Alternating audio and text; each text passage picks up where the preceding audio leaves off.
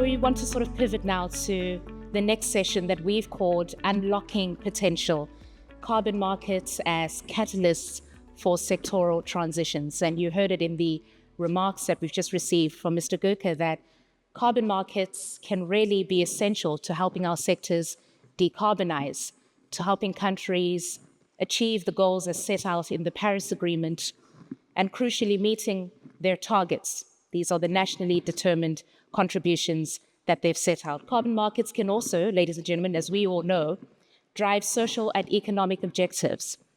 And in this next juncture, we're going to have a panel discussing exactly how we can do just that.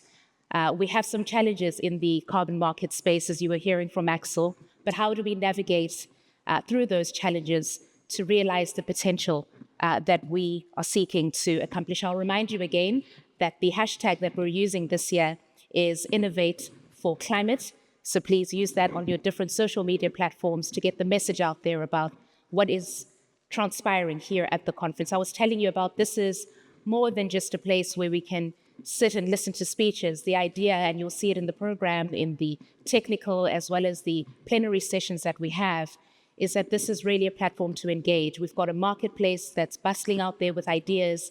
Please take the time to engage all of these facilities in the time that you are here. And without wasting any more time, I want to invite Axel back onto the stage to steer this next discussion for us, looking at carbon markets and how they can be crucial in driving sectoral transformations. Axel?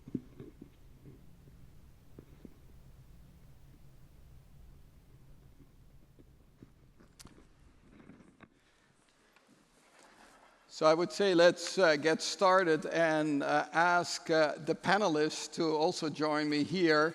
And let me call on Mr. Christopher Coy.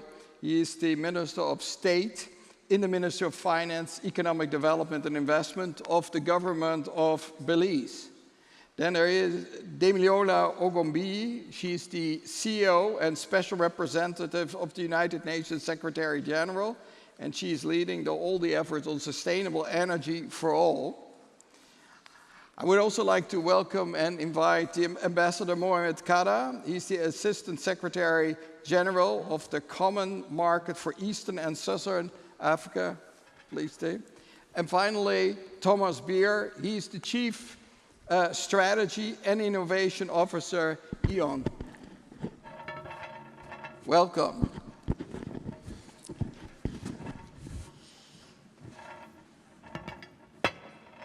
So you heard already in the introductory remarks the enormous potential. There are some problems, and so I would really like to see how can we actually discuss in the first panel about how carbon markets, how sound of a solution this is. Can they help bridge some of the gaps that we are seeing in carbon finances, and can they help protect and enhance vital natural resources? And how can they help communities so that indeed also the most vulnerable can benefit from carbon markets? As I said in the introductory remarks, and you heard it also from Bertolt, there is a huge potential, but we need to make sure that these markets are trusted, transparent, as well as of high integrity nature. So let me start by asking the panelists, and thank you for joining here, on explainly in your mind, from a government perspective, from a UN perspective, from a private sector perspective, how you see the sector transition and how you think carbon markets can help. Let me start with the Minister Coy to give us his perspective of Belize on the nature-based side, in particular with respect to the blue economy of the needed transition. Thank you for joining. The floor is yours. Thank you, Axel. I'd probably give that response in connection with the NDC that Belize submitted. The primary greenhouse gas emitters in Belize are the energy, agriculture, waste, and the IPPU sectors. The forestry sector has mostly served as a net sink for GHG emissions due to GHG removals from forest growth. It is a sector of high priority, given the co-benefits derived for both mitigating emissions and building resiliency and adaptive capacity. In like manner, so are Belize's coastal ecosystems. Harnessing the potential of blue carbon is therefore of paramount importance for Belize, alongside GHG removals related to forestry, the forestry sector, climate-smart agriculture, the e-mobility measures, and expanding renewable energy investments. While we have traditionally focused on international public finance to support both development and climate efforts, we have also been exploring alternative sources of finance. Our success with the Blue Bond provides proof of concept that leveraging our strong record of commitment to long-term environmental sustainability can contribute to efforts to mobilize finance. The Belize Blue Bond has delivered multiple benefits, multiple wins for Belize, including improving credit profile, reducing debt stock, and providing a steady source of domestically managed conservation, debt conservation. Compared to the forestry sector, where our efforts to date have not led to new sources of finance, though, Belize sees the growth of the blue economy as a promising new potential for engaging high-integrity carbon markets. Since 2020, mangrove ecosystems span almost 150,000 acres, serving as substantial carbon sinks, with a total ecosystem carbon stock of 25.7 million metric tons. Efforts to determine Belize's seagrass carbon stocks from beds covering more than 500,000 acres are ongoing. And the extent of our salt marshes and their carbon stock is being prioritized. The impacts of climate change, including rising sea levels, warming waters, and extreme climate events threaten these valuable ecosystems and our economy. To protect and restore these ecosystems, Belize is investing in coastal ecosystem and climate resilience building, blue asset conservation and restoration, carbon market readiness, capacity building, and disaster risk financing. This includes systemic monitoring and evaluation, regulatory framework and infrastructure development to meet international standards and effectively engage in carbon markets. For example, Belize is in its assessment phase of the World Bank open source core carbon registry aligned to Article 6 requirements while it refines its draft carbon market legislation. Belize is also engaging with the private sector to co-design and develop high-integrity, nature-based blue carbon projects to generate positive and social outcomes for Belize's economy. Furthermore, long-term investment in and management of our blue carbon ecosystems through the development of the world's first project finance for permanence for marine and coastal areas will only enhance our position as a carbon sink. Our adoption of integrative blue economy policy approaches and efforts in creating an enabling environment make it a country with high potential for blue carbon development. Well, thank you very much. And let me now turn to Damilola to ask her to reflect a little bit also from the UN perspective, the needed energy transition and the transformation, and particularly what that means for Africa. Okay, thank you so much, Axel, and thank you for inviting me to this conference. I think when we're talking about transition, we need to talk about what is happening now. And the truth of the matter is, especially on my continent, it's very hard to tell people to transition out of something they don't have. Currently in sub-Saharan Africa, you have roughly, if you take away South Africa, an installed capacity of 81 gigawatts. But you also have a capacity in terms of fossil fuel gensets of at least 135 gigawatts. So people are already doing what they need to do to make sure they have any type of electricity access.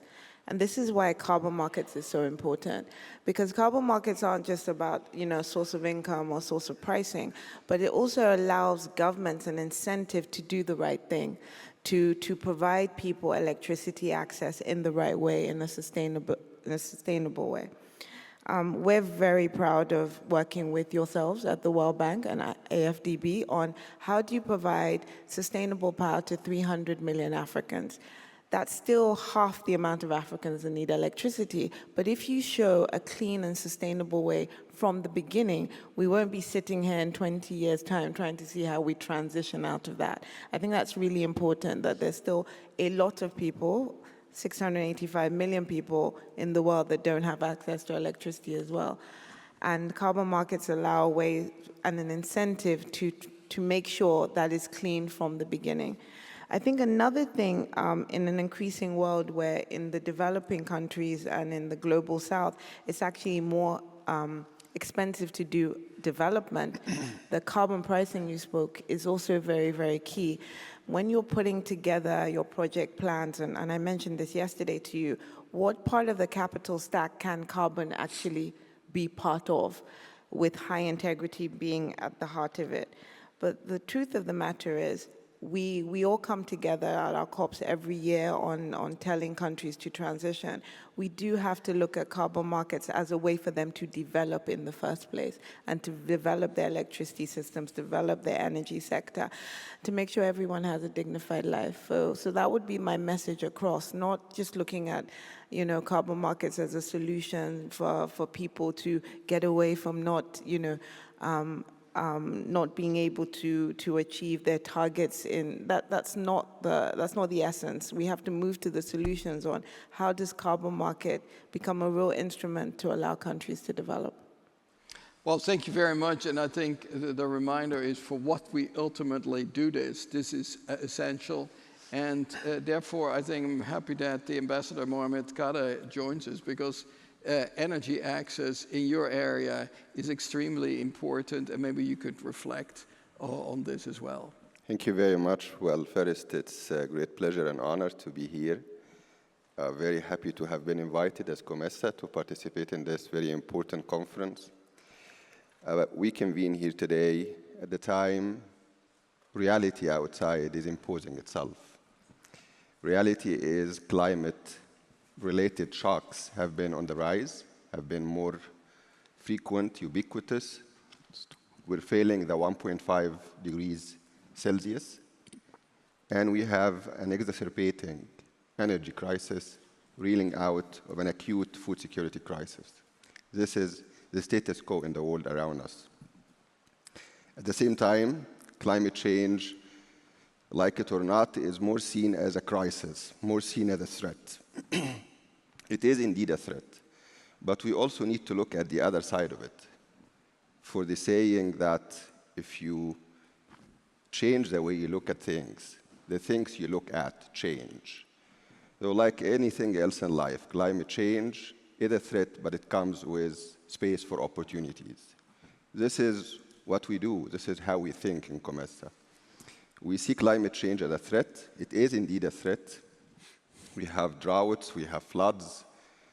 It's commonplace in Africa. I come from Zambia. There is a huge drought with an acute food security crisis.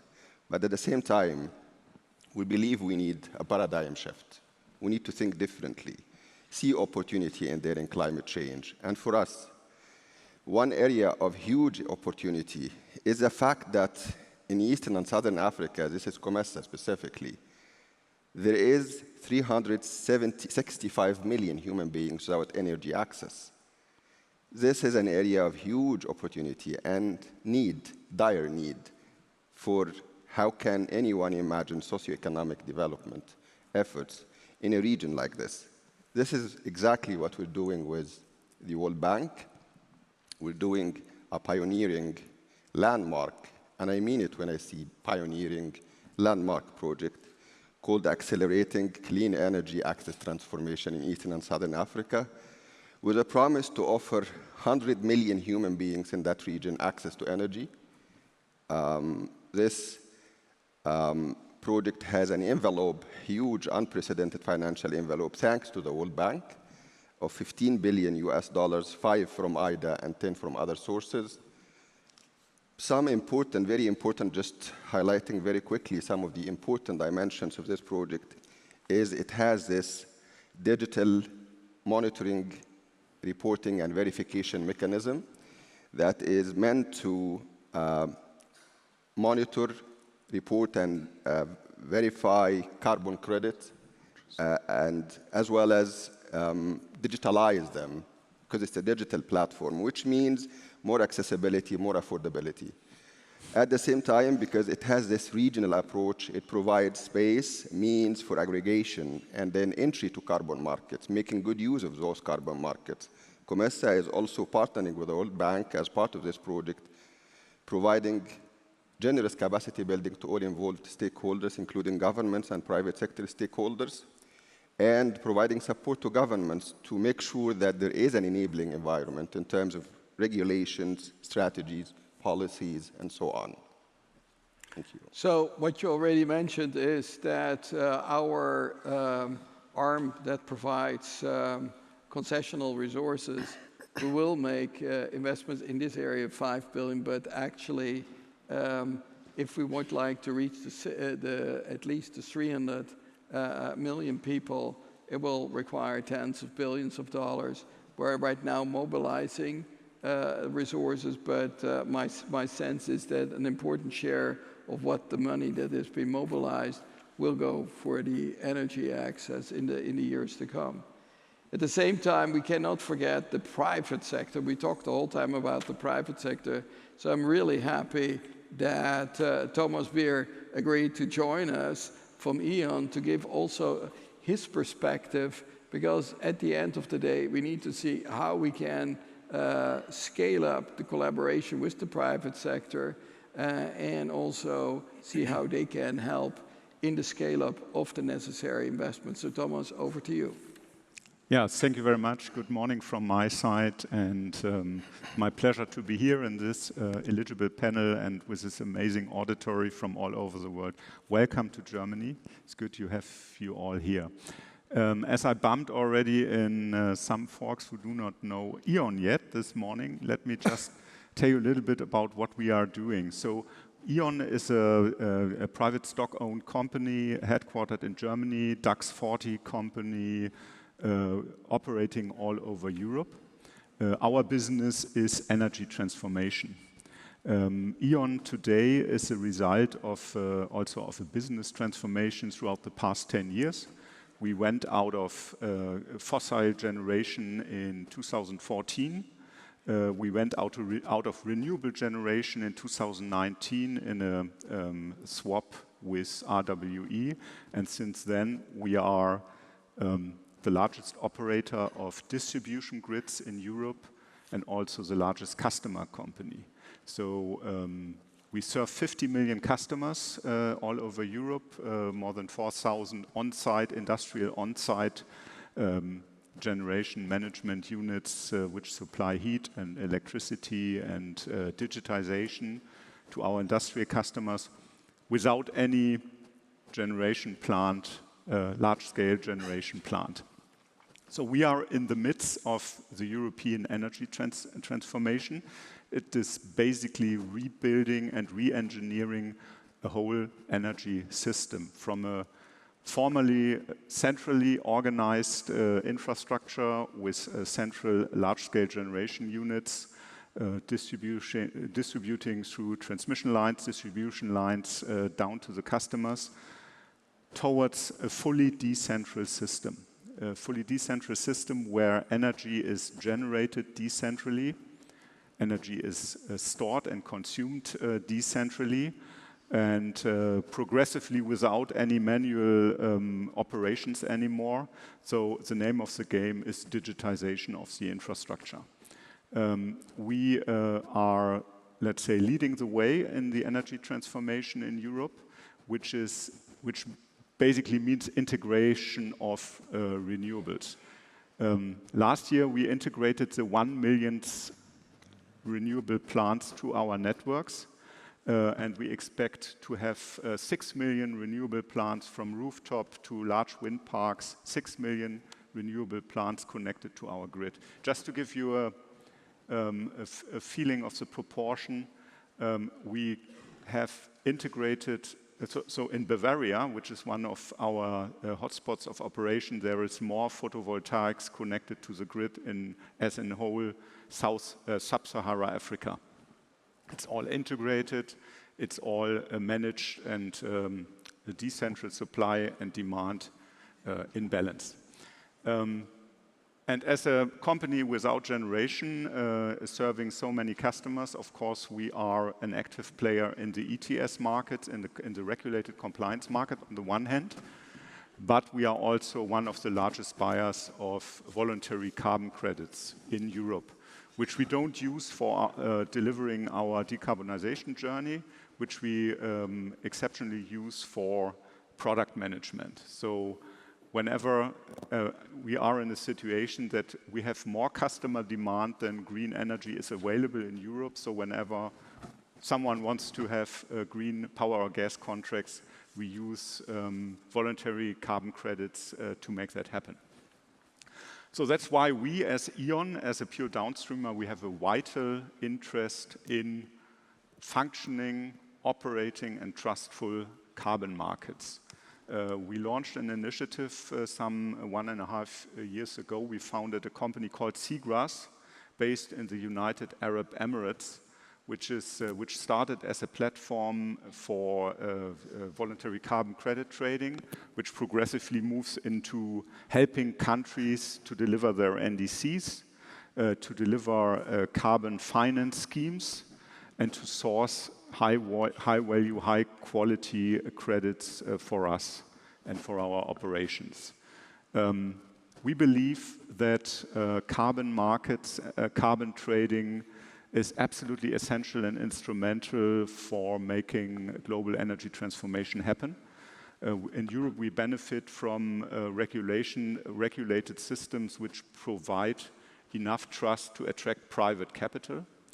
For the rest of the world, especially for the global south, we need other means to set up bankable products. We are a strong promoter of the future Article 6 schemes and Article 6 credits. And what we need and what our endeavor is bringing trust, bringing transparency, and bringing seriosity into the carbon markets. What we expect and what we are fighting for in the carbon markets is a regulated compliance market progressively get connected to the voluntary market, that the voluntarity gets out of the voluntary market and get more mandatory. Otherwise, our worry is that the trust will not come. And this market, and we saw it this year with the drop in volumes and the drop in trust in the voluntary carbon markets, we are deeply convinced that we need more, let's say, more rigor in these markets so that they can deliver on their promise. Well, we will get back to that. Let's go to the second round, and in particular a little bit first. And let me be starting with Damiano. I think that what you have been trying to do at the UN for the Sustainable Energy for All is really to see how we can manage the transition and also show the potential on this. But how can, in your mind, carbon market meaningfully contribute to that objective, where, in your mind, we need far more action? Thank you again, Axel, for that question. In my mind, I feel carbon markets, first we need to demystify what carbon markets really are. So we've been spending a lot of time, probably the last 2 years, just educating people on this is what a ton of carbon means, this is what additionality means. You know, just like when we're talking in these forums, we have to understand that a lot of these countries don't understand what we're talking about, and that's okay. We did a lot of training, just like the World Bank does, with government officials on, are you sure you want to even enter this market? This is what you have to do. This is what the voluntary space looks like. This is what Article 6 looks like. This is what, you know, the entire compliance would look like. And what they've been telling us is that, yes, we want to get into it, but the rules always change in this space. You know, we think we're going in this path, and then it goes into another path, and then an article comes in, and everyone that's been supporting us stops supporting us because they're scared. So it's also on us, and I'm not speaking just to World Bank, I'm speaking to the whole UN system, right? That we also have to understand that we need to take some risk if we're wholeheartedly saying that this is one of the key things we need to drive real transformative climate change, and it is, we also can't step back when there's a bad article or step back when something happens. And we need to understand that this is a risk, but because there are people's lives at stake, because this is a development agenda, it must be a risk that we all have to take. And I'm speaking to someone just like you that have to defend to boards, that have to defend why we are doing these things. But I think what conferences like this allow us to do is that as a community, we have to wholeheartedly say that this has to work. How do we make sure it works instead of, oh, we're not too sure about this, what happens with this risk, what happens with that risk? And the truth is, we will fail at some points, and that should be okay. That should be considered lessons learned instead of, the breakdown of the whole ecosystem. And that's what I want to get through, and that's how we're going to really affect the poorest people, by the idea that it's not going to be perfect, but we're all in this together, and we have to do what it takes within all our institutions to make sure this is a success. The other last point is, we also talk like we have all this time, and that's what I struggle with the 2050 target. The truth is the SDGs is 2030. So it's only round the corner. So we also have to work together with a sense of urgency, and I hope with everyone in this room that that's what we can do over the next few days, really have that sense of urgency to make sure the voluntary and Article 6 does actually work for the most vulnerable people. Thank you. Well, thank you. And picking up on the sense of urgency, but also skin in the game, that let me turn back to the minister. In the case of Belize, you also have not the luxury to wait forever. So how do you want to advance the transition, the energy transition, and the challenges Belize is facing, and how can you capture capital markets? What are some of the challenges, and what needs to be done in your mind to address some of these challenges you are facing? And how then carbon markets can help? Thanks for that question, Axel. I think listening to that query, what comes to mind right off the bat is, show me the money. Perhaps what's a little bit more appropriate is, where is the money? I think when we look at climate finance, we look at development finance, it is a challenge to secure funding, affordable funding necessary to make that sectoral transition. Liquidity presents one of those key challenges in terms of carbon markets. To date, the carbon markets has not worked for Belize. We have not been able to access any resources through the voluntary carbon markets. But at its essence, the size of the voluntary carbon market reflects some of the challenges that the market itself faces. There's an absence of ready demand, and what that reflects on is the risk, the heightened perception of risk associated with carbon markets for various reasons. We're talking about integrity, trust, all those relevant factors. But what I can speak to is, once again, in our limited experience, what we found was that credit enhancements from the US government-owned development finance institution, the DFC, along with ratifying the New York Convention on Foreign Arbitral Awards and the parametric insurance, all those together did the trick for us to successfully issue our blue bond securities at investment grade and become multiple times oversubscribed.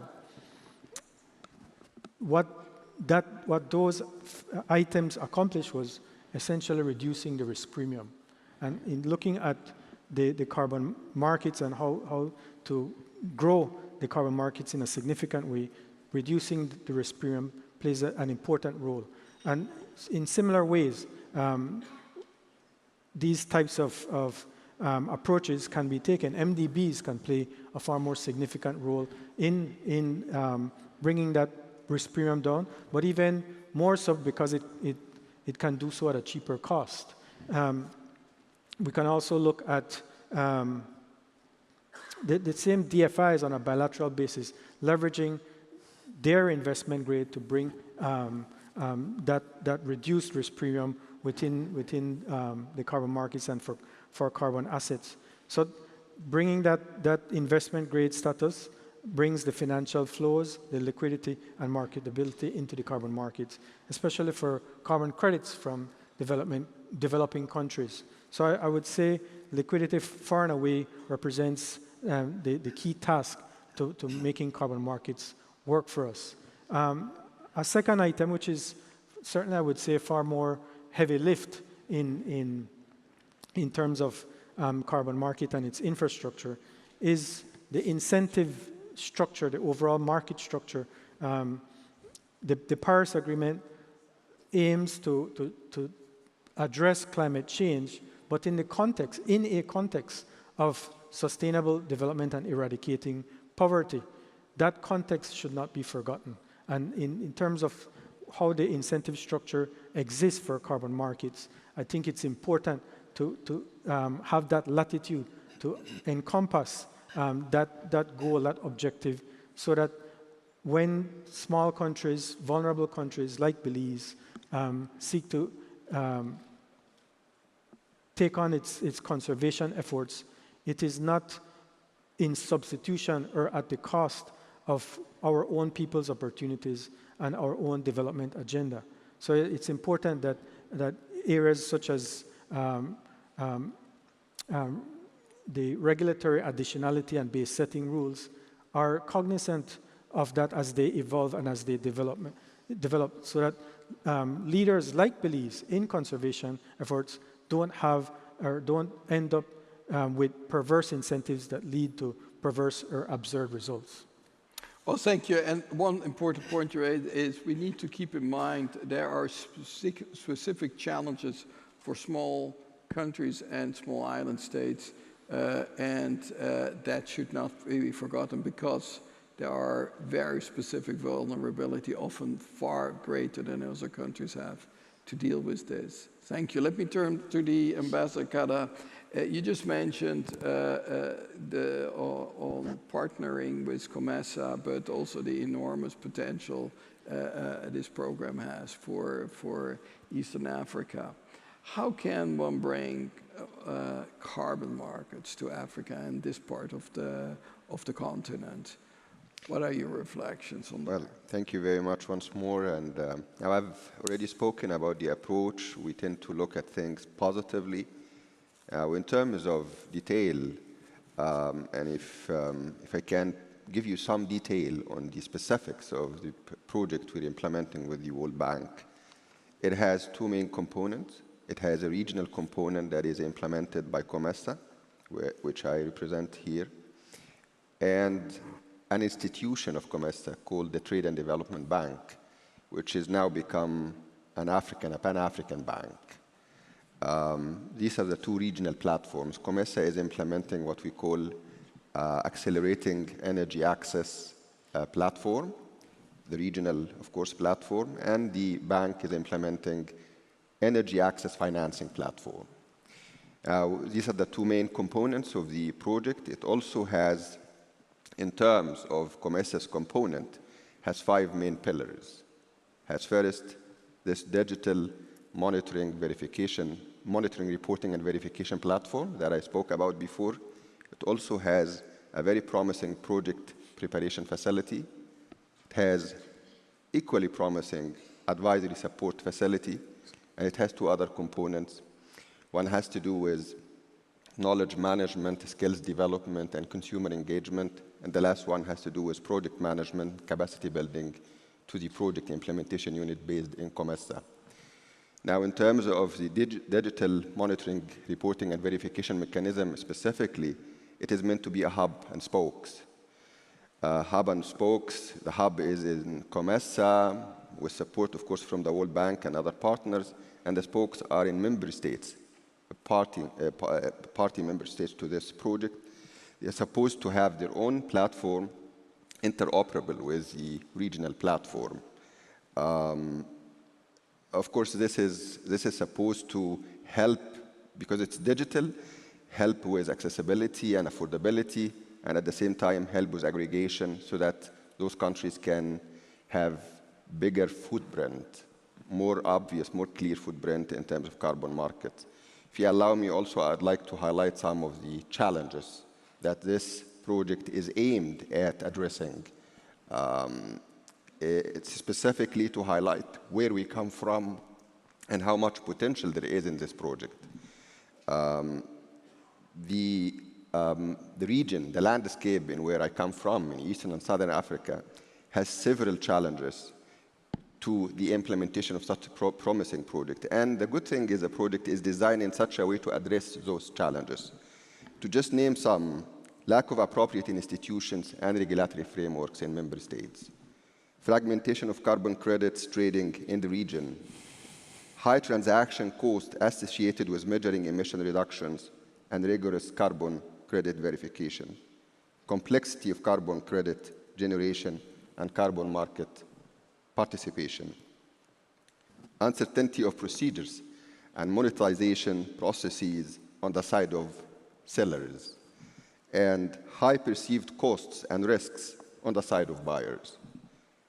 Lack of technical capacity, know-how, and expertise, lack of trust in carbon markets, lack of financial resources, and lastly, but not least, lack of political will linked to denial of responsibility on climate change and calls for better burden sharing.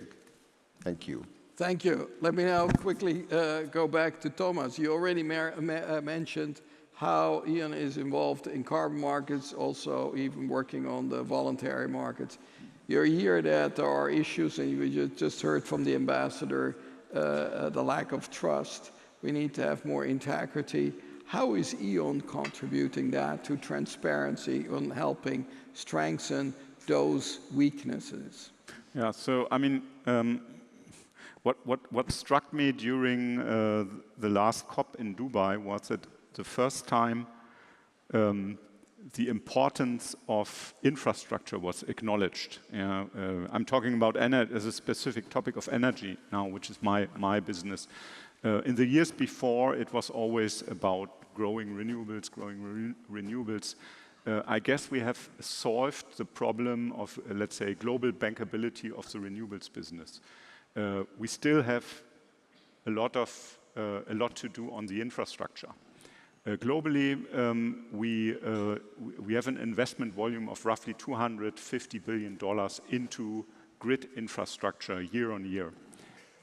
We need that by a factor of 4. We need at least 1 trillion to bring the planet to net zero in a given time. And we have to employ all means of carbon financing to get there. And there are two examples. I mean, carbon markets may be imperfect and still a lot to do, but the two examples. I start with the compliance markets. When I joined the utility business in 2000, my colleagues in Germany told me, you know, if we have more than 4% renewables in the grid, the whole grid will collapse. It simply will not work. Today, 25 years later, we crossed the 50% in Germany only, in a former coal generation based country. All of that driven by the EU ETS. Yeah? The importance of the EU ETS was simply instrumental. All the other regional and national regulations were just there for, let's say, saving peer group requirements, but at the end of the day, the ETS was the ruling scheme. Yeah?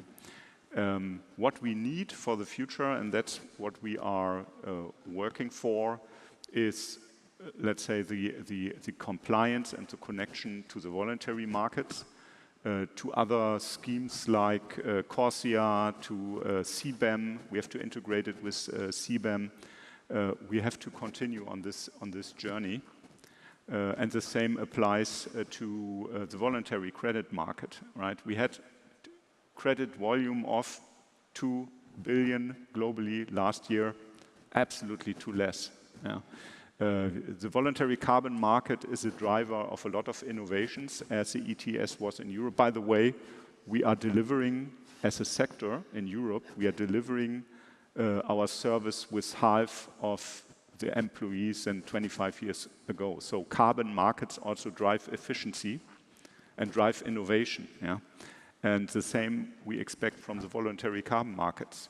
So CDM schemes, let's say all the abatement technologies, they are, for those voluntary carbon markets, are instrumental, and that is our contribution. Well, thank you very much. I think that brings us to the end of this panel, but I think the panelists shared with you some ideas, and let me start with the beginning, that we should always keep in mind when we have these discussions about carbon markets and what doesn't work, we need to say, why do we do this? And ultimately is to drive a transition, an energy transition, and particularly when you are thinking in Africa, where 600 million people still don't have access, this is absolutely critical. How can you do that smart? And there will be public money necessary, their own money from governments, but there is also private money and carbon financing is going to be important. And that can help actually prepare for success, that indeed one reaches these goals, easy to reach the first 300, but ultimately the 600 million people. And I think we need to keep it, why do we do that? Similarly, you cannot keep ignoring the plea from smaller states and island states. They have very specific challenges. They are disproportionately affected by climate change, and therefore these markets can be actually important also in their helping their adaptation agenda. And I think we need always to keep that in mind. What is also good is that the panelists say there are plans out there that can be the Ascent programs that they have been formulated. They can do, they will require international support, be it multilateral, bilateral, but it also need to mobilize the private sector, and we need to think of this. And I think here, what I think also Thomas said is that there is a whole body of experience in it. I think one needs to explore the nexus between voluntary and compliance market, how that can do it, not easy, but I think that discussion would be also great to explore during these meetings. And ultimately, the issues that have plagued particularly the voluntary market need to be addressed. Quite frankly, these are things that, in my mind, with a good discussion, I think one can actually make progress on this. And if we keep in mind that we are actually aiming for something higher, is namely reaching the affected populations as well. So let me thank all the panelists, also wishing you great debates and push each other, challenge each other, and that we have a good work program going forward to actually seek to solve these issues. Thank you very much. Thank you.